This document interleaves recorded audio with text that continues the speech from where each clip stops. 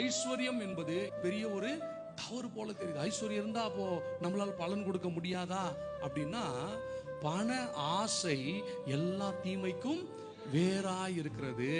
பணம் ஒரு நாளும் தீமைக்கு வேறானது இல்லை.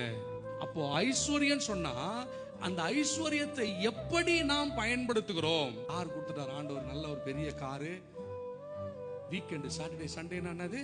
Weekend leave. அதனால எங்கேயாவது என்ன பண்ணிடுவோம்?